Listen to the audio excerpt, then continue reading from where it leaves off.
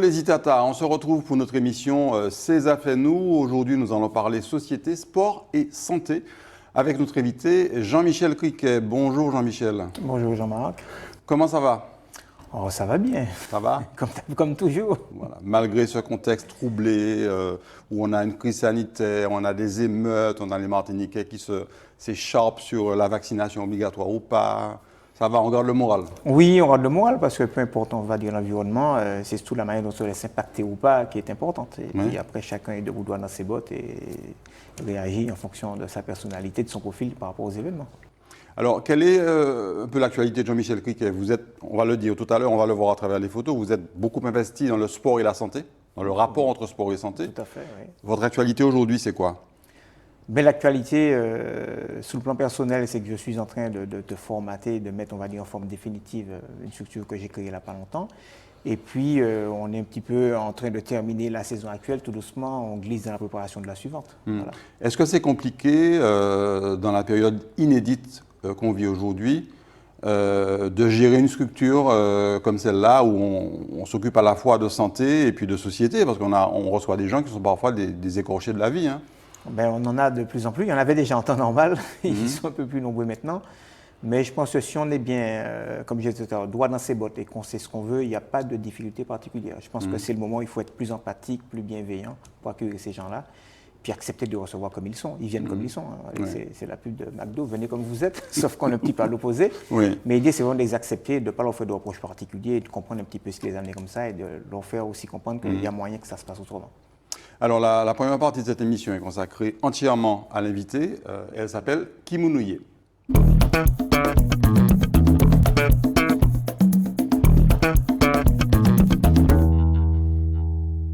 Alors, Jean-Michel Criquet, alors je précise, on se connaît bien, j'aurai parfois du mal à le vous voyer, donc parfois il y a des tues qui vont partir. Je peux vous dire aussi qu'il a un petit surnom qui est la Crique. Voilà, bon. À part ça, c'est lui qui va vous dire. Alors, Jean-Michel Criquet, qui est Jean-Michel Criquet? Alors déjà, né le 8 août 61, Paris 14e. Pile 60 ans. Pile 60 Bientôt. ans dans quelques mois, dans quelques jours. On est au mois de juillet, dans quelques jours, le mois prochain. Pile 60 ans. De Schellcher, revendiquant ce doigt. Schellcher, tiens, ma bonne main, puisque j'ai surtout pratiqué tout ce qui était nautique. Hein. J'étais à l'époque, on avait ou le foot le à monde de la mer n'a aucun secret pour vous. On avait ou le foot à Schellcher ou la mer. Ouais. Donc c'était le CNS qui s'appelait à l'époque le cercle des nageurs de Schellcher, qui est maintenant devenu cercle nautique. Donc j'ai basculé de ce côté-là, n'étant pas très doué pour le football, j'avais pas trop le choix. Donc j'ai basculé de ce côté-là et j'ai toujours un attachement viscéral à la mer, très clairement. Alors on fait un retour en arrière, on va dire, on revient 55 ans, 50 ans en arrière. L'enfance de Jean-Michel Criquet s'est passée comment? Où et comment? Une aventure. Alors déjà, je suis le dernier d'une famille de 4. C'est essentiellement passé à Schellcher, mais elle s'est bien passée parce qu'à l'époque, hein, c'est pas comme maintenant. Quel que soit l'endroit où on allait, on était bien encadré, bien surveillé, bien chaperonné. Oui. On était en À sécurité l'époque, partout. c'était milieu des années 60, début des années 70. Tout à fait. Ouais. Une liberté extraordinaire, avec toujours une impression de sécurité au-dessus. Je veux dire qu'on avait, nous, 40-50 maisons qui nous étaient ouvertes, hein, on se promenait partout, sans difficulté. Et même à l'époque, sans téléphone fixe, les parents savaient où on était, ce qu'on faisait. Quel quartier de Schellcher? Le bourg de Schellcher, avec une prédilection pour Danse-Madame et pour tout ça. Danse-Madame, forcément Plateau Fofo, l'Enclos, etc., etc. Et un rayon d'action assez grand, puisqu'on se baladait quand même à l'époque à pied. Un peu À l'époque, il n'y avait pas Madiana. Hein. À l'époque, il n'y avait pas Madiana, mais il y avait Montboy. C'est différent, il y avait Montboy. Donc, non, une enfance très heureuse parce qu'il y avait, comme je dis, un sentiment de liberté, mais qui était. Je pense qu'on est la dernière génération à avoir connu ça. Oui. Où tout était permis. Dans les limites de l'éducation. Parce que qu'on avait à finalement, l'époque. n'importe quel adulte pouvait nous reprendre, voire nous punir. Et on savait que si les parents étaient au courant, il y avait la double punition à la maison. Cravache, Donc, martinet, avec voilà, ça. donc on s'en jouait. Coup de soulier, Mais bien sûr, coup de bambou. Bien sûr, donc on s'arrangeait pour ne pas avoir de reproches. De toute façon, quand on revenait à la maison, qu'il y avait papa sous le porche de la porte, vous savez déjà, vous savez de quoi je vous attends. Oui. On s'arrangeait que ça n'arrive pas. Famille bourgeoise, famille populaire. Famille assez bourgeoise. Mon père était inspecteur des impôts à l'époque. Ma mère était sans profession, mais finalement faisait de la couture pour pas mal de gens, des mulattes, des biquets, etc. Donc avec un niveau de vie intéressant pour l'époque, oui, il n'y a pas de problème de ce point de vue. Alors l'adolescence, c'est une adolescence heureuse. Quoi comme activité? Déjà la mer, la voile? Très tôt, mon premier sport a été forcément la natation. Tout naturellement, quand ils ont construit le nouveau centre nautique en 1974, on a basculé vers la voile. Et puis, j'ai tout su que j'irais vers ce milieu-là. Oui. Donc, c'est vrai que ça nous a permis d'accentuer l'impression de liberté. À cette époque-là, on était des privilégiés. Partir sur l'eau, on savait qu'on savait nager, donc il n'y avait pas de gilet, il n'y a pas de ci, il n'y a pas tous ces trucs-là. Mais on demandait un bateau, on nous le donnait. On demandait un optimiste, on nous le donnait. On savait qu'on rentrait. Quelque chose cassait, on attachait le bateau dans le dos, on nageait, on rentrait. Donc, et le dénominateur commun, c'était toujours la proximité de la mer. Toujours la proximité de la mer. Toujours la proximité. Moi, mes vacances, c'était partir à la mer à 9h et sortir le dernier de la mer. Avec des mamans qui nous amenaient à manger. Avec des mamans, plus tard que ça, avec des mamans qui nous amenaient à manger à la plage. Ouais. On sortait dehors, on avait les doigts flétris. Le record, c'est de sortir le plus tard. Moi, j'ai un copain qui, on entend le vol, il est sorti à 23h. Vous gâtez sorti la bleue. Ouais. Et tu veux dire que le record est dans les annales, mais on passait notre temps à la mer. Moi, je veux dire que, et même dans ma scolarité, à côté de ma scolarité, je pense que je faisais à l'époque les 35 heures à la mer. Quand la planche à voile est arrivée en Martinique et qu'on a commencé à faire de la planche à voile, je sortais du lycée à 18h30. Oui. On courait au CNS à 19h. On faisait de la planche nuit noire de 19h à 21h. Lundi, mardi, jeudi, vendredi. On pratiquait l'après-midi le mercredi. On pratiquait l'après-midi le samedi. On pratiquait tout le dimanche. On passait notre temps ou sur l'eau ou dans l'eau. Alors il y a quand même un paradoxe, on va y revenir un petit peu tout à l'heure, c'est que effectivement la Martinique est une île, donc entourée d'eau. On a peut-être 2 ou 3 communes qui n'ont pas la mer, malheureusement pour elles. Saint-Esprit, entre autres, Saint-Joseph, etc. Et pourtant, le Martiniquais n'est pas tourné vers la mer, sauf pour aller se baigner à la plage. Les sports nautiques, par exemple, aujourd'hui, ne sont pas très pratiqués, à part les yoles, qui sont devenus extrêmement populaires. Mais on sait, par exemple, que beaucoup de jeunes Martiniquais ne savent pas nager. Tout à fait. Moi, j'ai dit ça a toujours été un drame me concernant. Et j'ai connu une époque où, à la mer le dimanche, il n'y avait que des métros. Les locaux n'allaient pas à la mer. Les locaux n'allaient pas à la mer. C'est quand on a mis la natation à l'école primaire que petit à petit, avec le plan 1000 piscines, que les piscines sont les que les Martiniquais sont allés petit à petit vers la mer. Et puis je pense qu'on a longtemps porté ce fameux traumatisme, on arrive à fond de cale par la mer, donc le rapport avec la mer n'était pas évident. Le rapport avec l'esclavage des bateaux négriers. Avec l'esclavage des bateaux négriers. Mais je rappelle aux gens une chose, c'est qu'on me bande les yeux et on me dit de marcher droit devant moi, tôt ou tard je finirai les pieds mouillés. Quand même être sous la semelle de la Pelée, à la montagne du Vauclin, au bord de mer, si on me dit de marcher, même si moi zinzolé, je vais finir par arriver les pieds dans l'eau. On est iléens et je pense que malheureusement on n'a pas compris ça. On trouve plus naturel de prendre l'avion, de faire ceci, de faire cela, alors que finalement, il ne faut peut-être pas faire comme Jacques Sicot d'aller à Saint-Lucie à la nage, mais notre environnement naturel, on devrait aller d'île en île par la mer. Ça veut dire que, par exemple, ce que fait aujourd'hui un jeune nageur comme Christophe Malo, c'est admirable. Ça me semble tout à fait cohérent. Bon, il est un peu jeune pour faire ce qu'il a fait. Moi, je pense que je n'aurais pas, moi, fait ça, mais ça me semble tout à fait cohérent parce que c'est logique, quoi. Un peu jeune, pourquoi? Parce que quand on est jeune footballeur et qu'on entre en centre de formation, on entre à 12 ou 13 ans. Oui, mais sauf quand on a un gamin, je ne sais plus quel âge il avait. Peut-être que les exploits qu'il a fait sont peut-être trop durs. Voilà, pour son âge, c'est un peu trop. Il a commencé un peu trop tôt. D'accord. Mais enfin, bon, on voit, aujourd'hui au championnat de France, il ramène plusieurs médailles. Il a des médailles d'or, des médailles d'argent, tant mieux.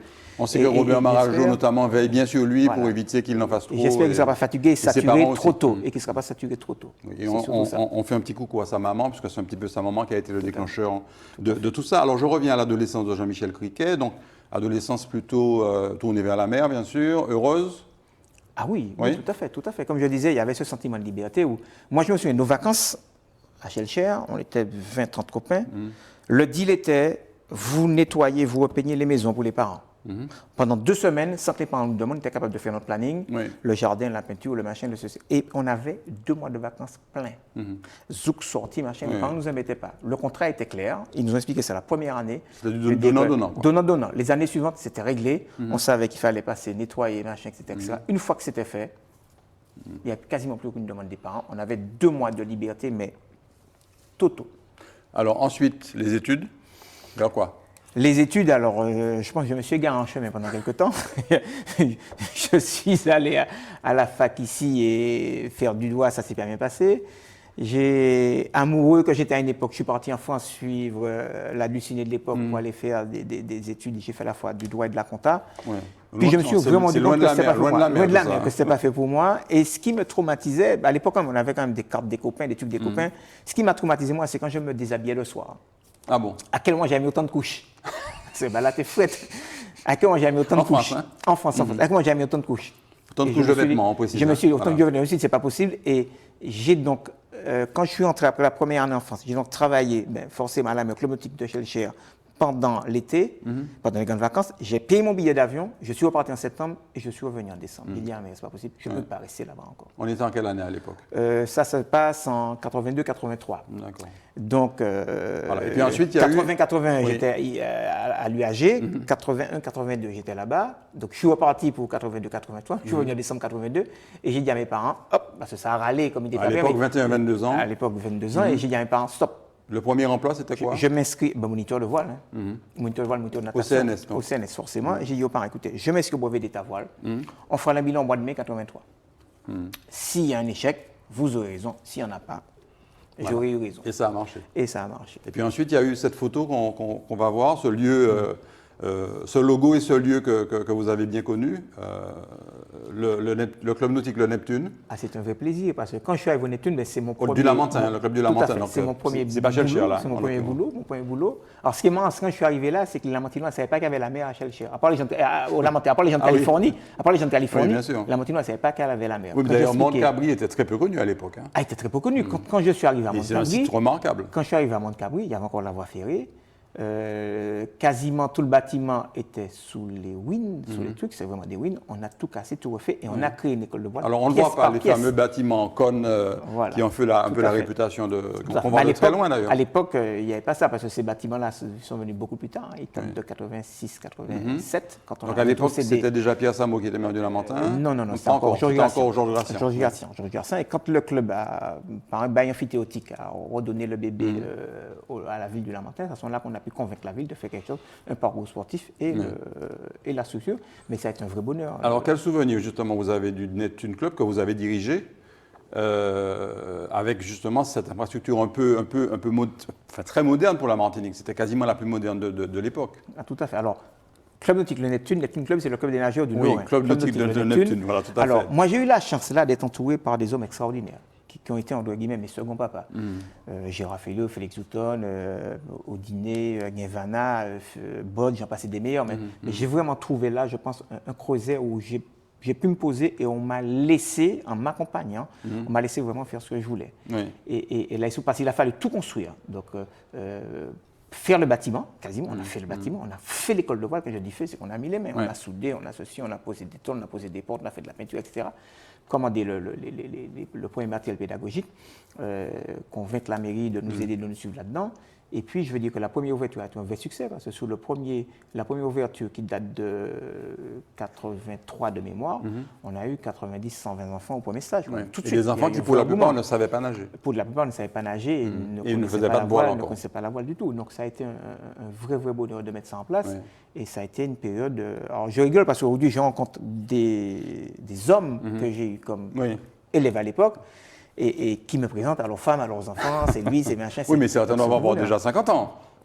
Certains oui. ont Parce qu'à largement l'époque, 50 ans. Jean-Michel Cuquet avait 22-23 ans. Oui, tout à fait. Ils étaient adolescents et moi Tout à j'avais fait. 22-23 ans. Ça a duré combien de temps le club nautique, le Neptune? Alors le club du Neptune a duré de... Enfin, je parle là pour Jean-Michel Tout à Cuquet, parce fait, qu'il a existe duré encore. Hein. de 83 à 89. À partir de 89, j'ai été embauché par l'Office municipal des sports du Lamentin, Oui, avec puisque David le club Zobda. nautique a rétrocédé la partie école de voile, et ça s'appelait l'EVOMS, c'est l'école de voile de l'Office municipal du Lamentin. Et j'étais donc directeur de l'EVOMS de 89 à 92. Donc ça a duré 10 ans de ma vie, de 83 à 92 sur ce site. Et donc là, il y avait David Zobda, Jean-Claude Jean-Claude Boss, etc. Voilà, Tout à fait, cette équipe. Et cette période a été la période qui vous a permis de vous construire au niveau professionnel? Oui, très clairement.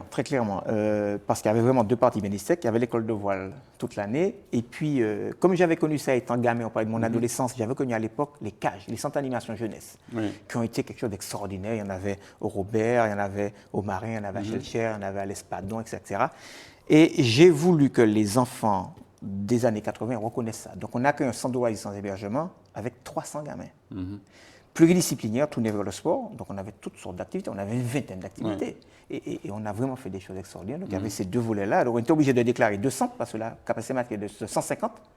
Donc, à l'époque, j'étais avec l'actuel maire du Lorrain, donc Justin qui était Pamphile. sur le centre. J'étais sur Nantes. On avait donc 300 gamins là-dedans et on faisait des choses mais extraordinaires avec ces gamins-là. Et est-ce qu'on peut considérer que ça a véritablement été un tournant pour la jeunesse du Lamentin, l'arrivée du club nautique Le Neptune? Parce qu'encore une fois, à part les habitants de Californie, personne ne savait nager au Lamentin, ou presque pas. Mais il y avait quand même le Longuevilliers qui commençait à pointer, etc. Et je pense que ça a fait le lien. Et je pense que vraiment, ça a permis déjà aux Lamentinois de découvrir cette partie du territoire, très clairement. Pour c'était de la Mangrove. Une fois qu'on arrivait dans la zone de la Lézarde, plus loin. Alors, les Lamentinois connaissent à peu près, mais pour les autres personnes, les autres Martiniquais, des autres communes, il y en a beaucoup qui n'ont jamais été à Mont-de-Cabri. En fait, on traverse la mangrove et on arrive dans cet espace absolument magnifique. Parce qu'il y a 1,7 km de route. Voilà, c'est ça. Entre les palétuviers et tout. Et souvent inondé d'ailleurs. Souvent inondé. J'ai laissé nous deux voitures, comme d'autres membres. Et quand on arrive, c'est une vraie surprise parce qu'il y a un petit bijou au bout. Alors on précise que c'est accessible à tout le monde. Ce n'est pas un lieu privé, c'est un lieu public, bien entendu. Il y a aussi un parcours sportif. Il y a un parcours santé. Alors je le dis en passant à nos amis de la ville de Lamentin, à M. David Zobda, ce serait bien de le réentretenir. Parce que depuis quelque temps, c'est plus compliqué, il y a des planches qui se cassent, etc. Mais c'est vrai que c'est un site magnifique. Quand on veut s'occuper de soi, c'est extraordinaire. Il y a un parcours santé, il y a le parcours en lui-même, je crois qu'il fait 1,7 km ou quelque chose comme ça. Qui est varié, qui est on est en pleine nature. Et on est en pleine nature, dans un vrai poumon vert, dans ce petit écrin vert. Et c'est un vrai plaisir d'être là. Tout à fait. Et la vue qu'on a sur la mer à partir du club nautique Le Neptune et puis des différents parcours. C'est génial. Et puis on se rend compte vraiment que c'est une zone très sécure, très saine. Je rappelle que ça reste un tour à cyclone. Même si à l'opposé de ça, toute la zone reste un tour à cyclone. Et puis je rappelle qu'on peut de là, tout à fait. Et je ne sais pas si maintenant ça sera possible avec l'envasement, mais nous on partait du club nautique pour monter au bout du Lamentin, en bateau à moteur, avec les bateaux de l'école, ou en kayak, ou même en planche à voile des fois. On remontait en tirant des bords tous les 10 mètres, on remontait à Calbassier en venant du club nautique. Alors le parcours professionnel après le club nautique Le Neptune a un petit peu dévié, c'était plus trop la mer. C'est encore resté la mer, parce que je suis parti après au début de Carène Antilles. Ah oui, Carène Antilles. Donc j'étais directeur du centre de carénage du Marin, en doublon directeur du centre de carénage de Fort-de-France. Donc là, je pense que ça a agrandi ma culture nautique. Je suis passé des petits bateaux, des petits trucs, des optimistes, des lasers, de la planche à voile, etc., des unités plus grosses que je connaissais déjà en Neptune. On voit bien la photo derrière avec les propriétaires. Moi, je suis passé à la hauteur. À un moment donné, j'ai connu un petit peu tout ce qui flottait en Martinique. Y compris les bois flottants. Y compris les bois flottants. Puisque les gens qui étaient dans le sud mettaient à terre dans le sud, les gens qui étaient dans le centre dans le nord mettaient à terre au nord. Donc j'ai forcément à un moment donné croisé tous les gens qui étaient propriétaires de bateaux, qui ont caréné, j'ai passé 10 ans là-bas, qui ont caréné au moins une fois dans les 10 ans. Et puis il y a eu aussi une relation particulière avec le Tour d'Ailleul. J'ai toujours rêvé pendant très longtemps de grand Tour d'Ailleul. Avec un problème, c'est que je pense qu'ils se sont ouverts maintenant, parce qu'on retrouve des gens comme Nicolas Gillet, on retrouve des voileux dans les yoles. Pendant un moment, c'était relativement fermé, c'était les marins-pêcheurs, les fils de marins-pêcheurs. Et j'avais une étiquette qui était la suivante, c'était « Tu es plaisancier, donc tu es un plaisantin. Qui es-tu pour venir avec nous ?» Ça m'a pris 10 ans pour entrer au yole. Et je ne remercierai jamais assez mon ami Nono, donc Honoré Lavalli, qui à un moment donné m'a dit « Écoute Jean-Michel, vignez puis moi. » Et je me souviens toujours de ça. Il était de quelle association, lui Nono et du Robert, donc je pense qu'à l'époque, il a couru avec France Ferjul, etc. Il a gagné au deux tours. Et je me souvian toujours, parce que c'est au Robert, c'est Nono et du Robert, je me souviens toujours où il m'a dit, viens avec moi, et puis ils font un débriefing en fin d'étape, et je me souviens toujours, je me mets au fond. Nono, directeur de course, c'est donc en face de toute son équipe de gestion, commissaire, machin, etc. Et à un moment donné, tout le monde se retourne et dit à Nono, ça qui monsieur. Il a été bien gêné pour répondre. Et comme le lendemain, on passait la presqu'île de la Caravelle, j'ai réussi à faire ce qu'il ne faisait pas depuis des années, c'est que j'ai réussi à faire que les choses se passent bien à la pointe Caracoli. Mais sur un bateau, sur une yole? Sur un bateau. Non. J'avais mon propre bateau. Nono m'a demandé il m'a donné et il m'a dit, écoute, quand j'ai besoin d'un coup de main, je t'appelle. D'accord. Et j'ai donc géré finalement à cet endroit le passage à la fois des spectateurs et des bateaux. Et tous les mecs sont venus me voir après. Qui m'a dit on fait ça? On ne peut pas faire ça depuis l'année. Voilà. J'ai dit, ça a l'air simple, ça me semble évident. C'était le baptême de... Et disons que j'étais un petit peu à ce moment-là intégré, adoubé par l'équipe, et j'ai fait plusieurs tours dans la foulée en tant que... Combien de tours d'Ailleul à l'actif de Jean-Michel Criquet, en tant que bateau accompagnant? J'ai dû en faire 5 ou 6.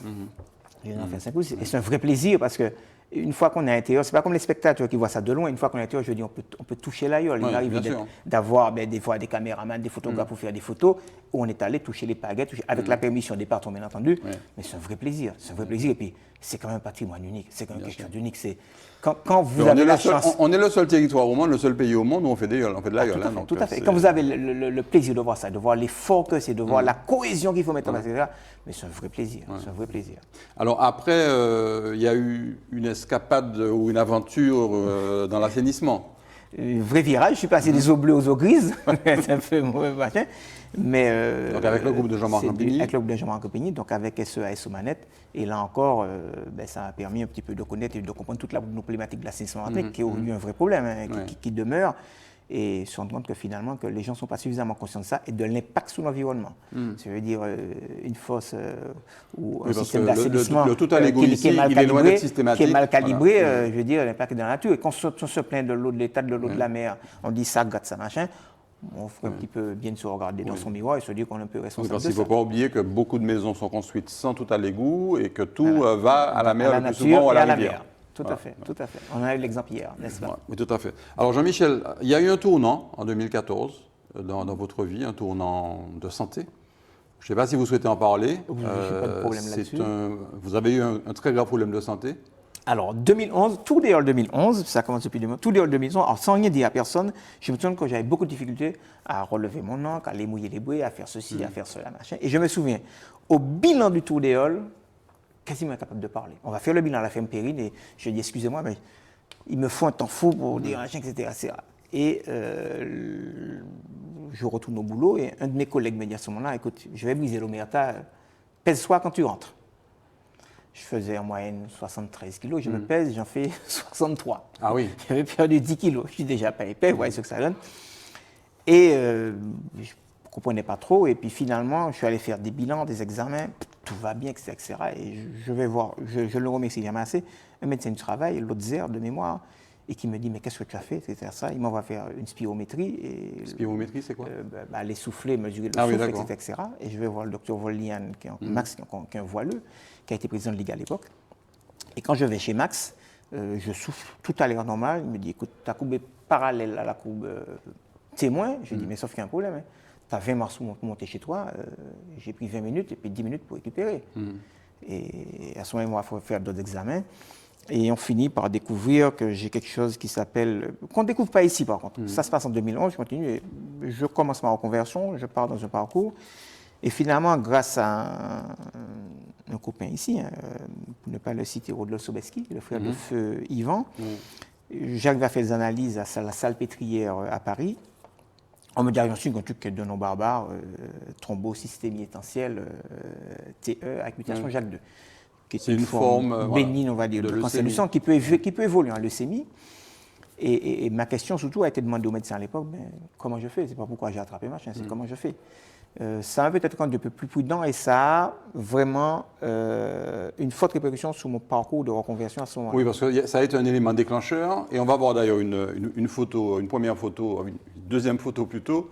Un groupe, alors vous allez nous expliquer, ce groupe, je pense que c'est lié un petit peu à ce parcours-là. Tout à fait. Alors, ce groupe est très particulier, c'est un groupe d'une pratique qui s'appelle le MNRI. MNRI, c'est moto-neuro, j'ai même oublié, réflexe intégration. Donc c'est l'intégration des réflexes de manière neuromotrice. Parce que le réflexe que vous avez eu justement, c'est de vous dire, je vais me former pour mieux comprendre ce que j'ai et en même temps pour me défendre, pour dire aider mon organisme à se défendre. Voilà. Donc celle qui a créé ça est une Russe.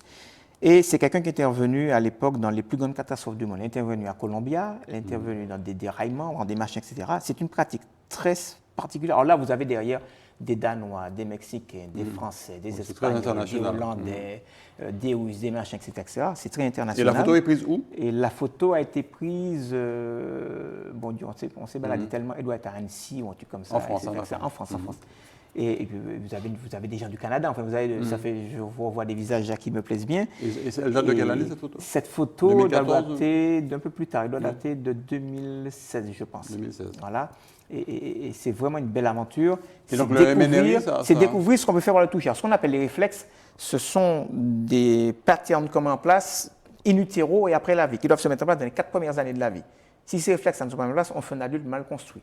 Sauf qu'on peut les remettre en place. Alors, ils peuvent être ou pas développés du tout, ou développés pas intégrés. Donc, j'en ai trop, entre guillemets. Donc, il y a l'autisme, le machin, le ceci, les syndromes divers et variés. Et ça, c'est vraiment une pratique particulière parce qu'en touchant, on a une conversation directe avec le cerveau et on peut, sans passer par l'oral, aller changer pas mal de choses. Et en quoi ça vous a aidé, par exemple, pour la compréhension de votre maladie, ou en tout cas du risque qu'elle vous faisait courir? Ce qui est important, c'est que, comme je dis aux gens, on découvre sa propre géographie corporelle, sa géographie interne. On se connaît un peu mieux. Ça veut dire qu'on découvre des points sensibles, des points parfois de force. Des points, puis du potentiel derrière des points. Des points et du potentiel. Et puis on comprend des choses, on comprend son histoire de vie, ça permet de rembobiner le film, de voir, de comprendre. Moi, je sais qu'aujourd'hui, ma maladie, j'écris le scénario, j'ai engagé les acteurs, j'ai planté le décor, j'ai tout fait. Oui, parce qu'on précise que vous n'êtes pas guéri, puisque c'est une maladie qui est latente. Elle est latente. Aujourd'hui, je m'estime guéri parce que j'ai arrêté tout traitement depuis 2017. Je me souviens vraiment mais à l'époque, il me semble que vous avez arrêté de vous-même. Aucun médecin ne vous a dit d'arrêter. Aucun médecin ne m'a dit d'arrêter. Sauf qu'aujourd'hui, je me porte comme un charme. Et quand on regarde, grosso modo, je suis une usine à plaquettes. Et quand on regarde une moto de plaquettes, il est redescendu à normal. Alors que le traitement, je l'ai arrêté depuis plus de 4 ans aujourd'hui. Donc, sauf que derrière, il y a eu d'autres choses, sous l'hygiène de vie, sous d'autres choses qui permettent de ça. Alors, comme je dis aux gens, je ne conseille pas aux gens de faire comme moi. C'est chacun sa propre expérience. Mais moi, je suis convaincu qu'on a, via l'épigénétique, toute la pharmacopée. On a intérieur, le médecin, on a en soi toutes les ressources. Le pharmacien, le machin, on a toutes les ressources. Après, il faut aller les chercher. Une fois qu'on les a cherchées, comprendre le mode d'emploi, et la posologie, et se soigner soi-même. Alors, on continue ce parcours de formation. On va avoir une deuxième photo. Vous êtes assis sur l'herbe avec un groupe. C'est le même groupe ou c'est un autre? C'est pas le même groupe, c'est un autre groupe. Alors ça, c'est le DU Sport et Cancer. Alors, ironie du sort, quand je m'apprête à finir mon parcours, j'apprends qu'il y a un DU Sport et Cancer. DU, diplôme universitaire. Diplôme universitaire, qui n'était pas du tout prévu, donc j'ai basculé vers ça. Oui, parce qu'il faut dire, que Jean-Michel, que vous avez investi beaucoup d'argent de votre poche dans ces formations-là. Oui, grosso modo, j'ai fait un parcours. On va pas donner la somme. J'ai fait un parcours de 7 ans, mais c'est un parcours à 3 chiffres. Voilà, c'est ça. D'accord. Plus de 100 000 euros. Plus de 100 000 euros, voilà, plus de 100 000 euros, voilà, d'accord. Mais je pense que ça, c'est vraiment un choix. Et puis, au-delà, du coup, je crois que ce sont les rencontres. Moi, vraiment, ce qui m'a formé pendant ces 5 années, alors je suis parti pour 2 ans, j'en ai fait 5, et ce sont vraiment les rencontres. Les rencontres là sont extraordinaires, extraordinaires. Il y a des parcours, des profils divers, des machines ici, et c'est vraiment, on se rend compte qu'on retrouve beaucoup de gens blessés dans ce parcours-là, soit eux-mêmes, soit par leurs enfants, soit par leurs proches. Et tous des gens qui ont été en relation ou qui ont eux-mêmes été atteints par un cancer. Oui, tout à fait. Ou leurs proches, ou machin, etc. Oui. Voilà. Et l'objectif de ce diplôme universitaire sport et cancer, c'est quoi? C'est d'être capable. Alors, aujourd'hui, je suis éducateur médico-sportif plutôt qu'un enseignant. Moi, je dis coach sportif et de santé. On va dire que éducateur médico-sportif, c'est le terme un peu intello, quoi. Voilà, le terme un peu intello. Disons que ça permet de comprendre que chaque cancer est différent, que chaque profil est différent, et d'établir un profil de chaque personne qui arrive et de lui proposer, même via un cours collectif, un accompagnement individuel. Donc, de prendre en charge chacun. Et c'est important que quelqu'un qui a atteint du cancer se dise que celui qui me prend en charge sait de quoi je souffre, est capable de comprendre et de savoir ce que j'ai.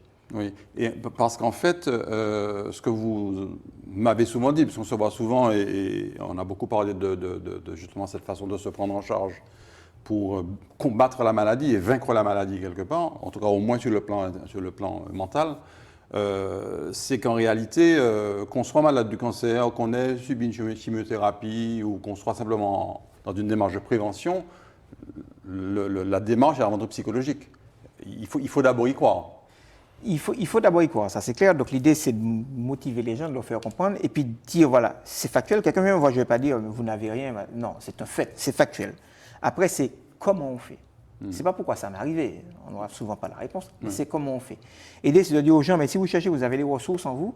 Et l'avantage par rapport, il y a donc des traitements, la chimio, l'immunothérapie, etc., la radiothérapie, il y a une chose sûre, c'est que le mouvement, l'activité physique, c'est la seule activité, le seul médicament, la seule prévention sans effet secondaire, sans effet secondaire, qui au contraire va gommer tous les effets secondaires liés à ces fichus traitements.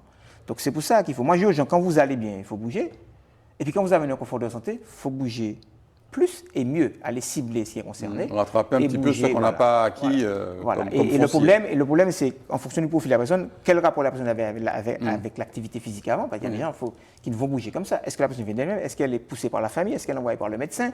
Etc. etc. Parce que si à un moment donné la personne n'est pas actrice de ça, ça devient compliqué. Donc il faut comprendre vraiment pourquoi elle frappe à la porte, pourquoi elle vient vous voir, et puis ensuite trouver le moyen de faire bouger les choses. Alors, on va voir une autre photo, parce que cette formation était aussi, la formation globale, le cycle que vous avez suivi était aussi très physique. Alors là, on suppose que ça se passe toujours en France, parce que vous êtes bien couverts avec des bonnets. Alors, c'est quoi là? Ils font des tests? Alors là, c'est un autre DU. Donc, c'est un autre diplôme universitaire. Un autre diplôme universitaire. Donc, c'est le DU EENN, c'est-à-dire exercice, entraînement, nutriments, nutrition. Donc, être capable de faire les plans d'entraînement, de proposer des programmes alimentaires à n'importe qui, quel que soit le sport. Il faut savoir que celle qui est à l'origine de ça, qui est le docteur Véronique Bia, a quand même quelques champions du monde et champions olympiques dans son escarcelle. Hein. Et là, donc, je suis harnaché. On comprend mieux pourquoi ça a coûté 100 000 euros, voilà, tout ça. Voilà, donc c'est donc un test. Donc, il s'agissait d'aller courir de mémoire, c'est 6 minutes 32. Le test est calibré, qu'on soit champion olympique ou Tissonson, qu'on soit Tissonson ou champion olympique, la durée du test est la même pour tout le monde. Et les enseignements qu'on en tire sont extraordinaires, parce qu'on va en tirer des enseignements sur le plan de la force des jambes, qu'on appelle la force, sur le plan de la résistance à l'acidose, à l'acide lactique, sur le plan de la perception, comment je perçois mon effort, et sur le plan cardiaque. Donc on va sortir donc un radar avec les 4 éléments, et là on pourra dire à la personne, on va vous faire des séances cardiaques, des séances acidose, des séances perception ou des séances force. Donc, non, très intéressant, parce que là encore, ça permet vraiment de se découvrir, de se connaître. Alors, on a toute cette formation, et même pendant la formation, vous avez créé un centre sportif qui s'appelle 2C2S, Centre de coaching sportif et de santé. Centre de coaching sport et santé. Sport et santé, voilà, c'est ça. À Fort-de-France. À Redoute, on a été donc 2 cofondateurs. Donc c'est un peu à l'issue de ce parcours, même si je continue encore à me former après. Et l'idée vraiment, c'est de faire un centre où recevoir les gens pour leur expliquer effectivement qu'ils peuvent être acteurs de leur santé et de faire que, comme on dit chez nous, l'un est bon pour moi, ma café tous les jours. D'ailleurs, on va voir une vidéo, Jean-Michel, et puis vous allez pouvoir la commenter. On va voir une vidéo. Justement, qui est un petit peu lié à tout ça. Alors, ce n'est pas forcément de CELUSA, parce que vous avez aussi une activité indépendante.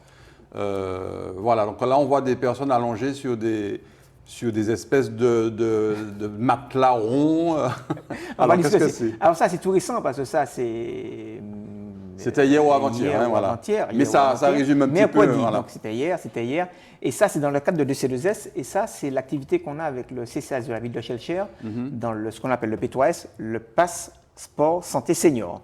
Donc c'est la journée de clôture que j'avais pour les seniors que j'accompagne en gym douce. Il y avait donc des activités de gym. On leur a proposé donc du massage sur chaise. Et ce qu'on voit à côté, c'est de la luminothérapie sous des WAF, donc sous de grands coussins. Il y a de la pressothérapie. Ça sert à quoi tout ça?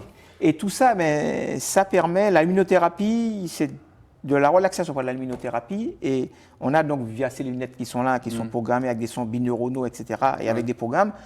Ça sert à tout, ça peut servir à la motivation, à la concentration, à la mémorisation. Et ces fameux matelas ronds ils permettent de vraiment se lâcher. Vraiment se lâcher. Donc ça s'appelle des WAF, c'est une marque. Hein. Et là, c'est vraiment, quand on est là-dedans, on peut vraiment apprécier le moment. Et puis on a vu cette photo qu'on va revoir tout de suite, la photo où vous êtes en train de masser un enfant. Toujours à 2C2S. Alors tout à fait. Là, en l'occurrence, il y a un travail sur les cervicales. Là, c'est un massage du dos et c'est montré que ça s'adresse à tous les âges. Et puis, c'est pareil, c'est surtout un massage, c'est une danse à deux. C'est-à-dire que c'est celui qui reçoit qui va dire la pression est trop forte, ceci, cela, etc. On ne peut pas partir sur un truc, et ça, on ne va pas traiter un enfant comme un autre. Et la chaise sous laquelle est l'enfant, et la personne sera toujours adaptée à sa morphologie. Parce que tout ça, c'est du matériel très spécialisé. Ça, c'est la Rolls-Royce des chaises de massage. Qui se commande en France ou ailleurs et qui coûte très cher. Et ça, c'est une chaise qui est autour de 600 € par exemple. Alors, il y en a à 60, mais il y en a à 600. Ce n'est pas une chaise sur laquelle on va manger. Ce n'est pas une chaise sur laquelle on va manger. Donc voilà. Mais ça permet de traiter toutes sortes de profils, que j'ai un adulte qui fasse 100 kg ou 2 mètres ou que j'ai sur le gamin. La chaise va pouvoir être adaptée à chaque profil. Alors justement, on va continuer à parler vous avez parlé effectivement d'adultes qui font 100 kg. On sait qu'on a un problème d'obésité en Martinique, on va en parler. Mais on passe donc à la rubrique Matinique.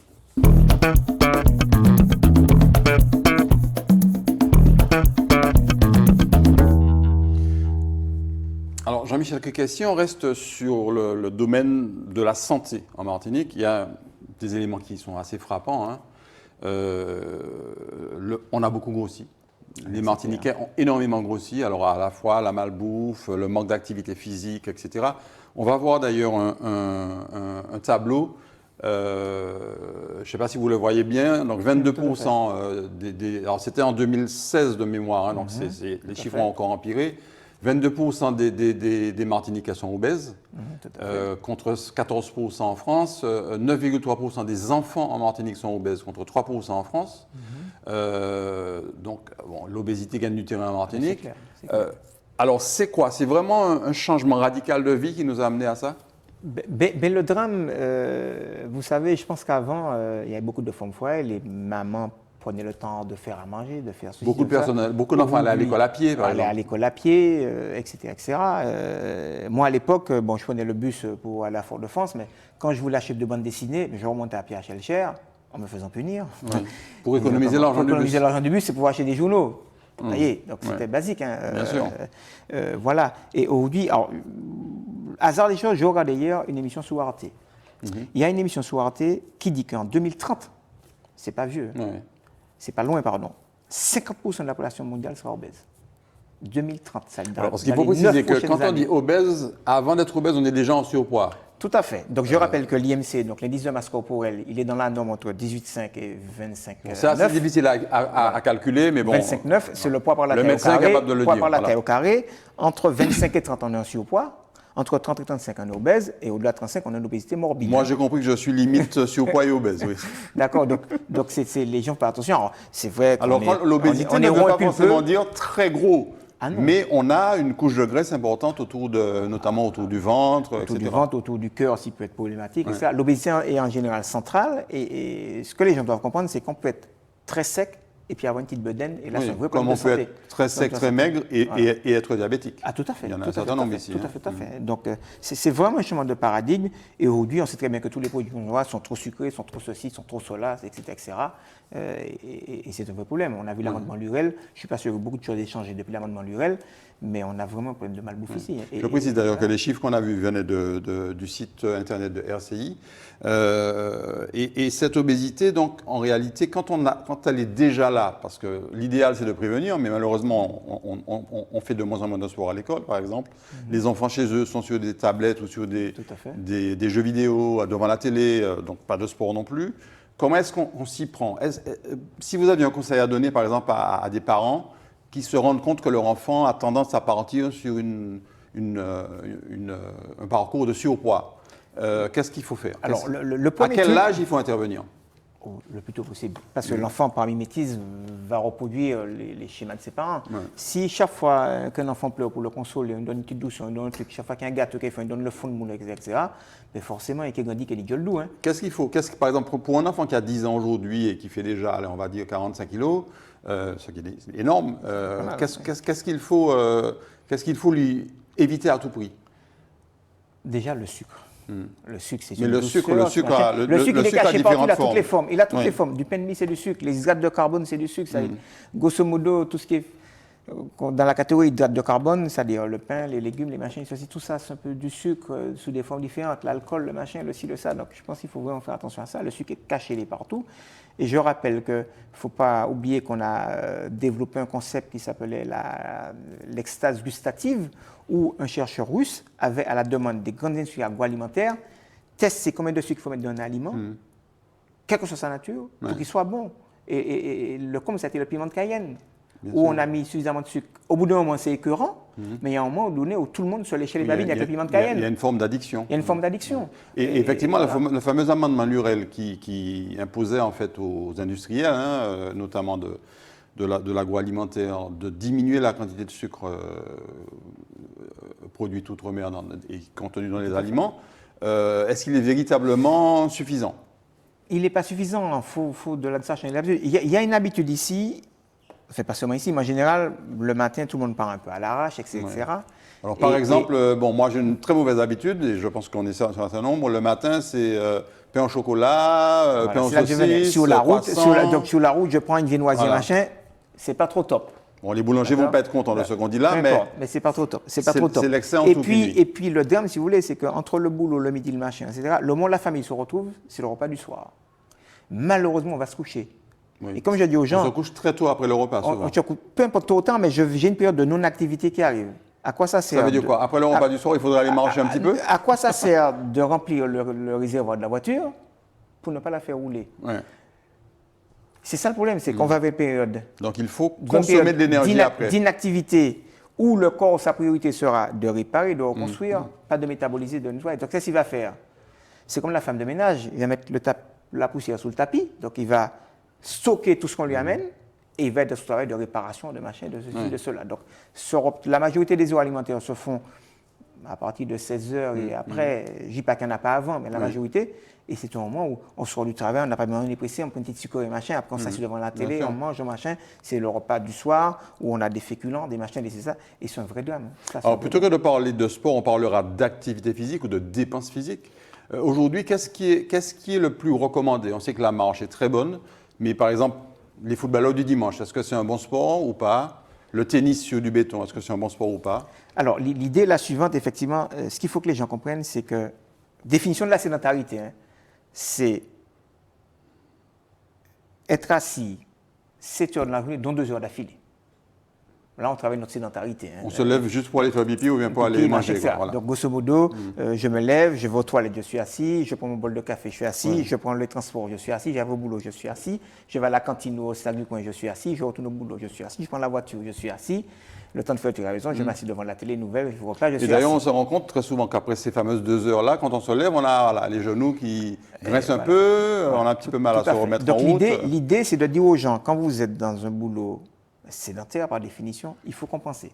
On ne doit pas rester assis plus de 90 minutes d'affilée. Toutes les heures et demie, il faut se lever, bouger. On a vu des expériences chez Google, en Suède, etc., où des gens travaillent debout. Est-ce que c'est bon de travailler debout? Oui, et il y en a qui travaillent avec des tapis de marche, il y en a qui travaillent avec le pupitre et les pédales de vélo en dessous, etc. Oui, c'est une bonne chose. Et est-ce que le fameux jogging du samedi ou du dimanche, une fois par semaine, il n'est pas suffisant? Il n'est pas suffisant. Quand quelque chose est bon pour moi, je vais faire une comparaison. Je décide... Mon médecin m'a dit, monsieur Criquet, vous devez courir, vous êtes sportif, 10 km tous les jours. Enfin, 50 km dans la semaine. Je fais mon planning, 10 le lundi, 10 le mardi, repos le mercredi, 10 jeudi, 10 vendredi, repos samedi, 10 dimanche. C'est éprouvant ça, j'ai les capacités physiques de le faire, donc je fais mes 50 km. Mais celui qui fait 20 kilos de plus que vous... Il arrive une semaine où j'ai pas le temps. Putain, mais j'ai dit le dimanche, je fais 50. 50 km le dimanche. Mais il n'est pas bon. Mais non. Il n'est pas bon. Mais je dois faire 50 par semaine. Donc l'idée, c'est quand déjà, tu te au bout de 50 km, au bout de 20 km, tout cas tout fait. Tout à fait. Et dans l'idéal, on a recoupé un peu toutes les études. Les Américains ont fait une très forte étude en 2014. Ils ont recoupé tout. Et le schéma qui sort aujourd'hui, c'est 6 fois 50 minutes dans la semaine. Donc moi, je dis 6 heures. 6 fois 1 heure dans la semaine. Marche donc, ou course. Il faut, voilà, en fonction et la des course capacités à éviter sur le béton. On va éviter la course parce qu'elle est traumatisante, elle est ceci, surtout si j'ai du poids, je n'ai pas les bonnes chaussures, etc.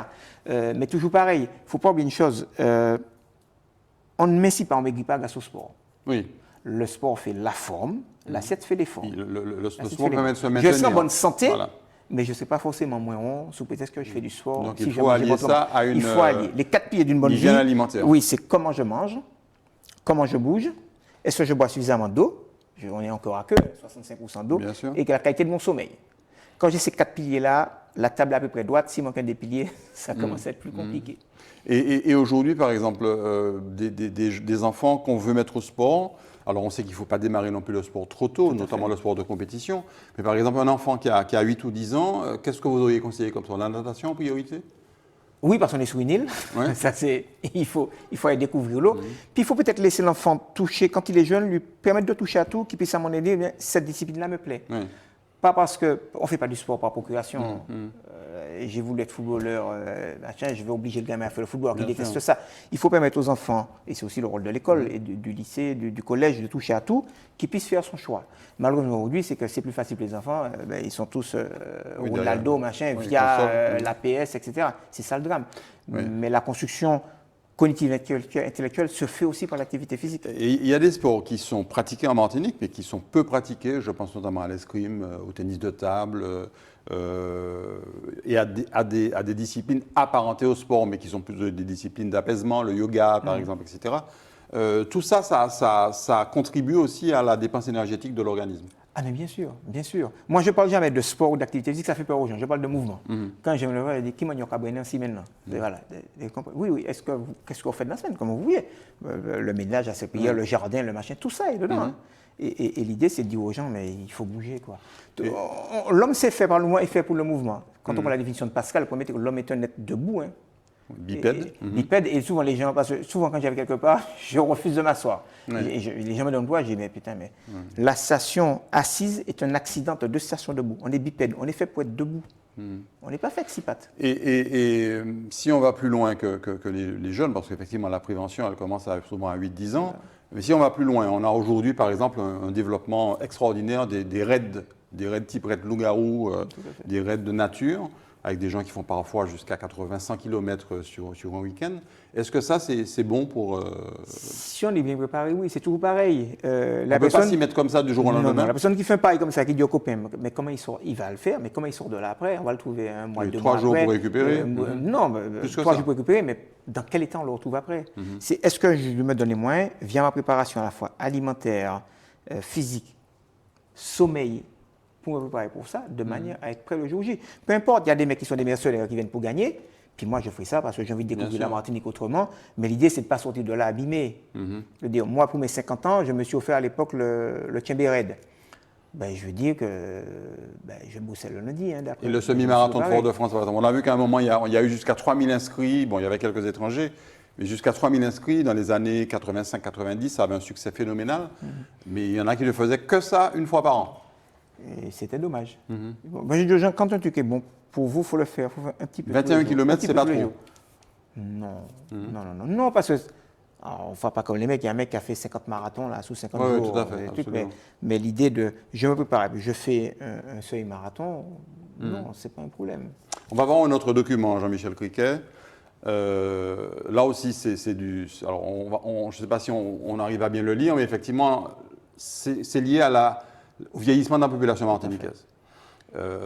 En 2030, je crois qu'on sera quasiment 40 ou 45% de la population, même pas loin de 50%, qui aura dépassé les 60 ans. Donc la population martiniquaise vieillit. Parmi votre public que vous accompagnez, il y a énormément de seniors. Et on va voir d'ailleurs, je crois que la photo suivante, c'est une photo où on voit des personnes en train de pratiquer de l'aquagym, il me semble, de mémoire, voilà. Alors ce ne sont pas des seniors, en tout cas pas des personnes non plus très jeunes, mais ça, par exemple, c'est un bon sport pour quand on est senior. Ah oui, pour soi. Je précise que c'est votre centre de redoute. Tout à fait. Je rappelle que les activités aérobiques sont des activités portées. On n'a pas tout le poids du corps. Donc déjà, c'est plus sympa. En plus, chez nous, elle est chauffée. Oui. Donc c'est super agréable. Et c'est vrai que les seniors chez nous ont un double programme, ou de la gym douce, avec moi, il n'y a rien de douce, hein, ou de la gym douce, ou de l'aquagym douce. Mais pareil, on pousse les gens dans leur rotation. Moi, ce matin, j'avais des seniors qui étaient en appui unipodal sous une jambe et puis qui étaient la jambe relevée et le buste à l'horizontale. Ils sont arrivés 1 heure avant, ils ne faisaient pas ça. Mais c'est convaincre les gens avec des supports instables sous les pieds, convaincre que c'est possible. Et l'idée, c'est de... L'espérance de vie augmente de plus en plus. Mais une espérance de vie n'a aucun sens s'il n'y a pas une qualité de vie. Oui, c'est ça. Si on a 70 ans, qu'on est couché tout le temps, couché, perdu de douleur, il n'y a aucun intérêt. Et j'explique aux gens que ça marche à tout âge. On a des gens qui viennent de 60 ans, 65 ans, qui viennent nous voir abîmés et qui nous disent au bout d'une saison, mais j'ai plus mal, je bouge plus. Mais c'est ça, justement. Et c'est parce que vous bougez. Donc, si vous avez compris, par exemple, moi, les seniors ou la journée de clôture qu'on a vu tout à l'heure avec les seniors, je dis, on se retrouve en octobre, de grâce, bouger pendant les 2 mois de vacances. Qu'on n'ait pas tout à refaire à la rentrée. Parce que alors là, c'était l'aquagym, c'est C2S, il y a aussi de l'aquabiking, et puis vous avez votre activité où vous accompagnez individuellement un certain nombre de personnes, souvent des seniors d'ailleurs, ou des personnes qui ont eu des problèmes de santé. Quand on a 70 ans, qu'on a des rhumatismes, qu'on a de l'arthrose, qu'on a parfois du mal à marcher, voilà, comment on fait? Qu'est-ce que vous conseillez à ces seniors qui vont peut-être vivre jusqu'à 100 ans? Mais oui, alors donc effectivement, donc, la partie collective est chez des CDS, la partie individuelle me revient. Il faut d'abord comprendre le parcours de vie de la personne. Et voilà, pourquoi, etc. Pourquoi elle vient me voir, comment elle vient me voir, pourquoi. Et il y a avant tout un contrat moral, qu'est-ce qu'elle est prête à mettre dans la balance? Est-ce qu'elle est actrice de ça pour que ça marche? Si c'est non, on ne commence pas. Alors, commence pas. vous avez utilisé actrice parce qu'on parle de personnes, mais il y a beaucoup plus de femmes qui se surveillent à ce niveau-là. Ah mais bien sûr, de ce point de vue-là, les femmes sont beaucoup plus attachées à leur personne que nous. Nous, on est Beaucoup toujours plus responsables. plus responsables. On est Voilà. plus beaux, jeunes et sveltes, mais à un moment donné, ça n'est plus le cas, on ne s'en rend pas compte. Et elles sont beaucoup plus attachées à ça, tout à fait. L'homme va jouer à la pétanque, la femme le sort en main. Tout à fait. Mais par contre, moi, ce que je constate depuis qu'on a ouvert le CDS, on a démarré en 2018, c'est qu'il y a de plus en plus de femmes jeunes, mais vraiment abîmées par la vie. Abîmées par la vie. Les seniors, je veux dire, ont les petits inconforts liés à leur âge. Mais entre 25 et 40 ans, c'est effarant. C'est effarant le nombre de jeunes. Et ça, c'est dû à quoi? C'est dû au parcours de vie, adolescence, enfance, adolescence, parfois. Je ne veux pas dire, je n'ai pas fait d'études sociologiques là-dessus, difficiles. c'est compliqué, mais je dis que je tombe des nues chaque fois que je vois des gens qui viennent me voir. C'est lié à l'éducation, c'est lié au rapport qu'on a pu avoir avec nos parents, même si oui, vous n'êtes pas psychologue. Mais voilà. Je pense qu'il y a toutes ces choses-là. Et puis, je pense que ces gens-là, à un moment donné, n'ont pas pris soin de leur personne. Et puis, vous savez, c'est la dernière goutte qui fait déborder. Hein. Bien sûr. Je veux dire que tout va bien, ça monte, ça monte. Puis la dernière goutte, je dépasse mes capacités. Et puis, sauf que si j'avais un seau de 10 litres au lieu d'un seau de... Moi, je dis toujours aux gens, le type qui est en arrêt de travail toute sa vie, tous les mois, j'exagère, tous les 3 mois, il prend un arrêt, tout le monde... Il fait une retraite extraordinaire, il s'est jamais abîmé. Le chef de service qui a tenu 44 ans, qui a fait ses 44 annuités, et puis qui craque le dernier mois, c'est lui qu'on va retrouver à l'EHPAD. C'est lui qui sera abîmé. Il n'a jamais laissé sortir la pression.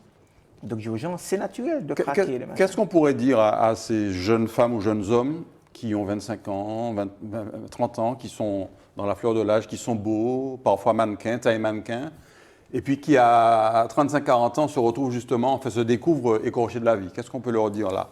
C'est maintenant qu'il faut agir, c'est quand on a 25-30 ans? Ah oui, il faut... Dans ce monde où on est très connecté, on est déconnecté de nous-mêmes. Moi, je dis aux gens, vous devez toujours, le matin au réveil, faire un scanner. Comment je suis? Redécouvrir ce que j'appelle la cartographie corporelle. Je dis toujours en plaisantant aux femmes, il y a un petit dessin animé, Dora l'exploratrice. Tous les matins, vous êtes Dora. Absolument. Avec un terre exploré vous-même. Ouais. Et tous les messieurs, vous êtes Livingstone. Explorateur.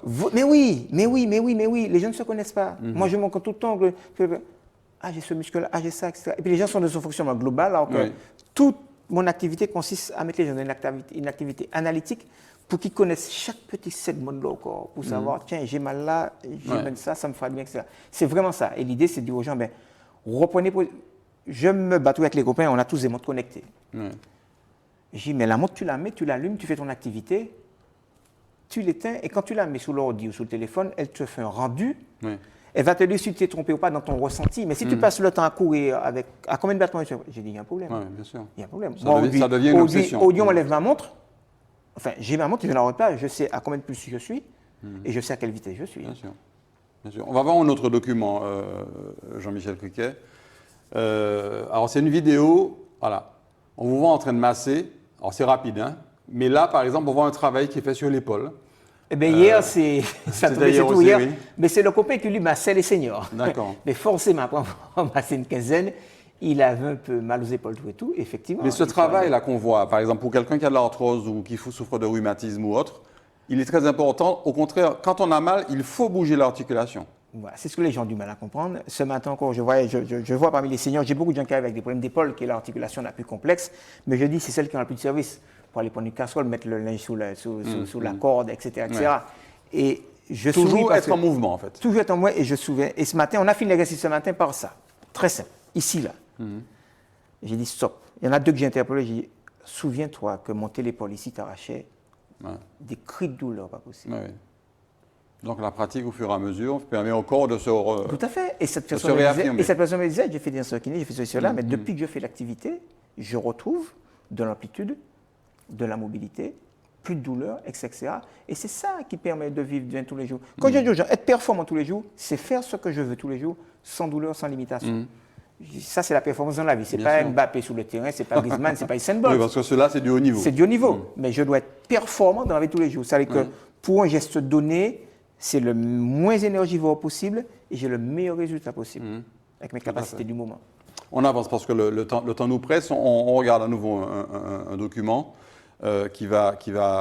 Alors, Jean-Michel, dans moins d'une semaine, je crois. Ça a commencé. Cérémonie d'ouverture demain, ça a commencé hier. Alors, on enregistre en fait effectivement la veille de ces Jeux de Tokyo.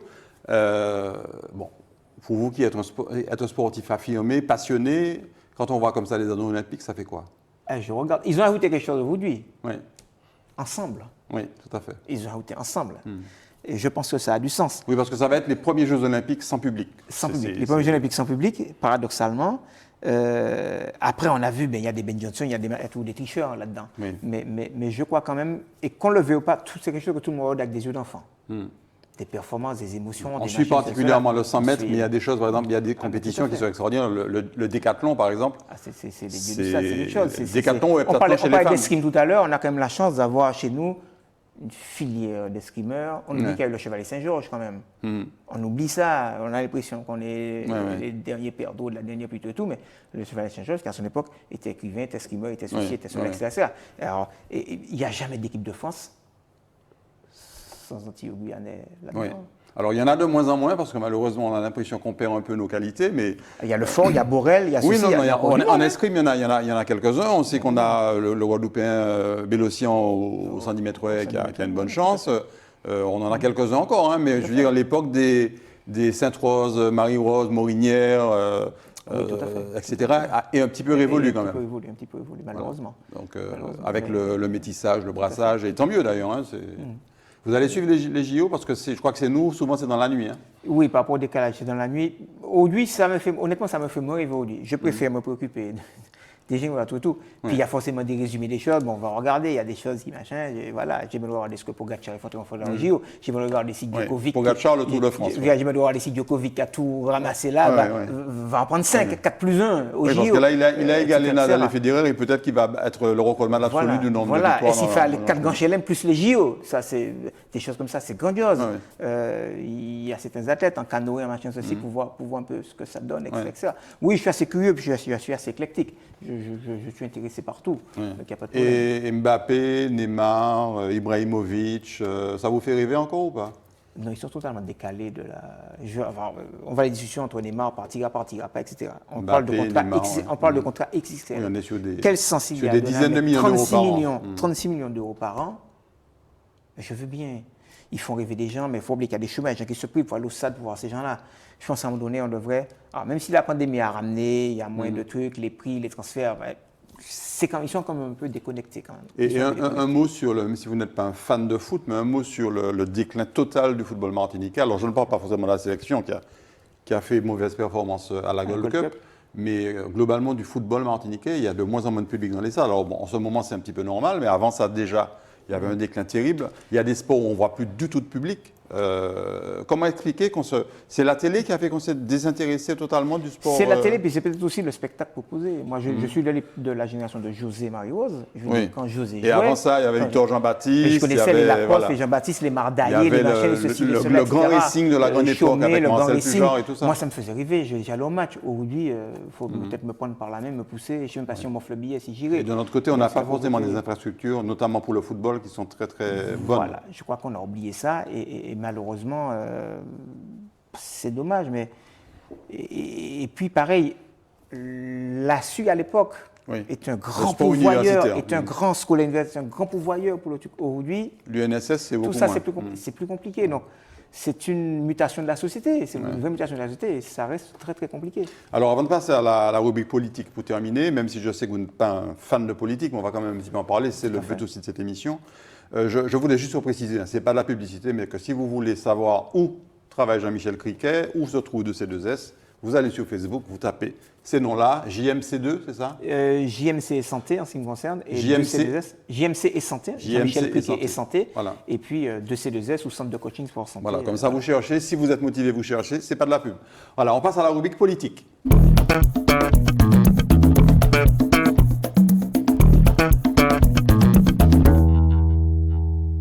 Alors, on va passer assez rapidement sur cette rubrique, non pas parce que ça ne nous intéresse pas, mais tout simplement parce qu'aujourd'hui, on en a beaucoup parlé à la suite des élections territoriales. Mais je vais quand même vous proposer trois photos de trois grandes personnalités martiniquaises. Et on va commencer par ce monsieur.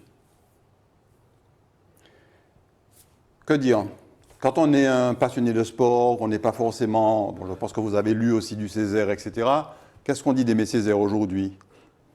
Aimé Césaire aujourd'hui, Qu'est-ce qui reste d'Aimé Césaire aujourd'hui? Je ne sais pas pour la nouvelle génération, mais pour moi, c'est quelque chose, c'est la plume, c'est l'art de parler, l'art de se défendre, d'être debout droit dans ses bottes. La dignité martiniquaise. Et puis la dignité, et puis j'accorde toujours, je veux dire, le docteur Aliker, je veux dire, c'est les inséparables. Qui a vécu plus de 100 ans. Hein. Qui a vécu plus de 100 ans, c'est les inséparables. Donc, non, je pense qu'aujourd'hui, il faut enseigner Césaire à l'école. Dès le plus jeune âge. Comme Fanon, par exemple, qui nous a appris beaucoup sur nous-mêmes. Comme Fanon, on ne peut pas, au lieu d'être martiniquais, être nègre, pas seulement martiniquais, être nègre, je revendique être noir, et ne pas savoir qui est Césaire. Est-ce qu'aujourd'hui, Aimé Césaire a un héritier en politique? On a beaucoup parlé de Serge Letchimy, mais voilà, Serge Letchimy n'est pas forcément dans la même ligne. L'héritage est lourd à porter. Je ne suis pas convaincu de ça. On va entendre aujourd'hui des gens qui ont fait 56 ans de carrière politique, qui ont créé un parti, qui ont créé un mouvement. Qui ont quitté le Parti communiste au moment où il était au sommet. Qui ont créé un mouvement, qui ont quitté le parti au moment où il était, qui ont créé un mouvement, qui ont construit une ville, construit une ville. Mais tout, assainissement, machin, etc. En aidant souvent des habitants qui avaient construit des maisons illégales. Tout à fait. Donc, je ne sais pas si les habitants sans titre à acquérir des propriétés. Je ne sais pas si on aura ça. Donc, ouais, il faut marquer ça, parce que c'est des gens dans notre vie, parce qu'on n'aura plus ça. On n'aura plus ça, très clairement. Aujourd'hui, des gens de cette carrure-là. Alors, fini. On voit une autre photo. Alors, c'est quelqu'un qu'on ne verra plus a priori à la CTM. Alfred Marie-Jeanne, autre grand élu, grand homme politique martiniquais, qui vient de perdre les élections territoriales. Que dire d'Alfred Marie-Jeanne?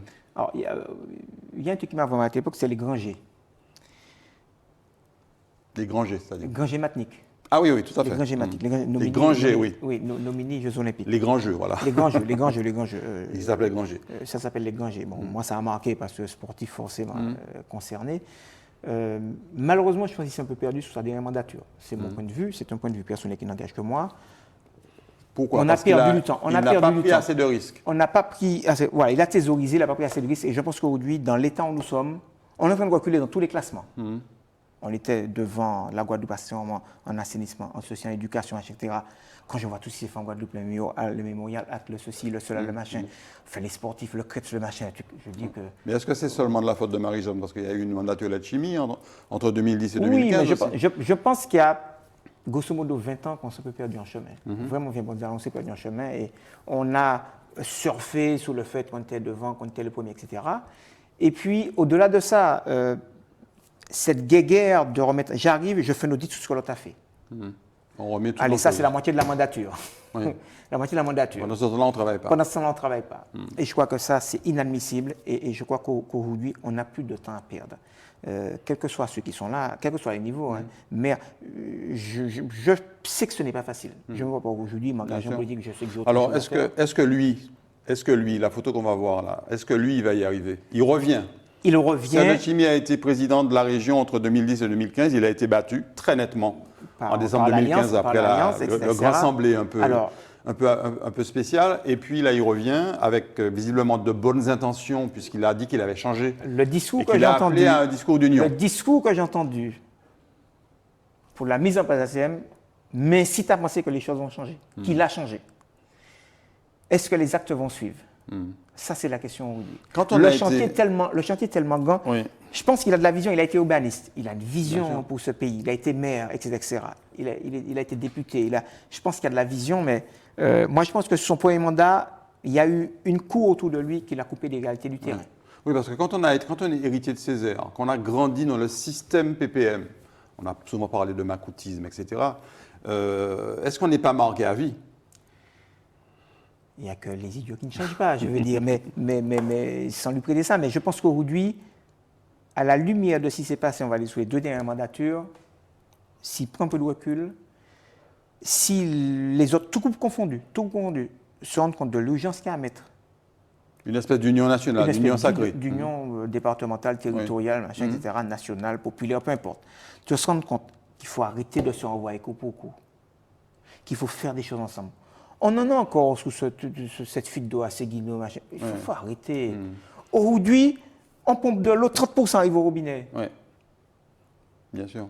Or, l'eau paye l'eau. C'est-à-dire que dans ma facture d'eau, je paye la SME d'ici pour qu'il entretienne les trucs. Et on va me demander de recasquer pour qu'on tire de nouveaux tuyaux. Il y a un problème. Donc il faut que nos élus soient en fin de régime, Martinique, etc. Et puis on gère les choses comme il faut. Et que c'est acceptable. Des exemples, il y en a à foison, je veux Puis dire. on va rappeler à Serge Hachimi qu'il a été footballeur au Good Luck, qu'il faisait partie d'une équipe. Tout à fait. Et Alors je rappelle qu'il a cité Léol, et que Félix Mérine est à la 6e aujourd'hui. Absolument. Donc, il a rappelé la cohésion. Pour le sport, mais aussi pour cette union sacrée dont la Martinique a besoin. Et puis on va finir, Jean-Michel, avec votre commune, Shellshare. Alors on n'a pas de photo de monsieur le maire qui est aujourd'hui aussi président de la CACEM, Louison Clémenté. Est-ce que vous êtes satisfait de l'évolution de la commune de Shellshare? On a vu cette magnifique esplanade aujourd'hui où beaucoup de familles se réunissent, alors un peu moins maintenant avec la pandémie, mais on a vu que le front de mer a un peu bougé. Est-ce que Shellshare vous plaît aujourd'hui, le Shellshare de 2021? Je pense qu'on ne peut jamais. On a la seule université de la Martinique. On a un palais des congrès. On a un casino. On a un casino. On a un multiplex cinéma. On a un club nautique qui est l'un des plus grands clubs de France. On a plein de centres commerciaux. On a un des plus anciens hôtels de la Martinique. On a la chance d'avoir un grenier, etc. Malheureusement, à Shellshare, les quartiers sont divisés.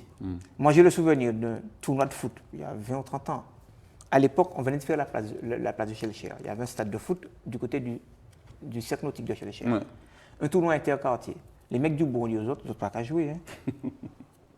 C'est fini. Quand Avintouz est venu, quand Saint-Jean est venu, Petit Paradis, c'est vrai, les autres pas qu'à jouer, on n'a qu'à nous. Vous voyez, et malheureusement, je pense, souvent dans beaucoup de communes, on a divisé pour mieux régner. Et malheureusement, je pense que Shellshare est boué d'atouts. On a été à l'époque quand même, dans le cadre des villes jumelées, on a été ville pour le nautisme. Il n'y a que le centre nautique. Ouais. Et c'est dommage. Donc, on avait la possibilité de faire beaucoup plus de choses. Et je pense qu'on ne peut pas se satisfaire de ce qui est fait. Je ne dis pas que c'est facile, il y a de moins en moins d'argent, l'État en met moins, etc. Mais je pense qu'il y a encore des choses à faire et qu'il faut se bouger, quelles que soient les communes. Moi, Shellshare m'intéresse, je suis Shellshare, mais il y a des choses à faire encore. Le message est passé à la fois pour Serge Letchimy et pour Luc Louison Clémenté de la part de Jean-Michel Criquet. Merci beaucoup Jean-Michel Criquet, l'heure est passée très vite. On aurait pu parler encore très très longtemps, mais on promet à nos auditeurs que vous allez revenir peut-être sous une autre forme, puisque vous avez beaucoup de choses à nous apprendre au niveau de l'entretien de sa propre santé. Merci à vous de nous avoir suivis, on se retrouve très bientôt pour une nouvelle émission C'est Affaires Nous.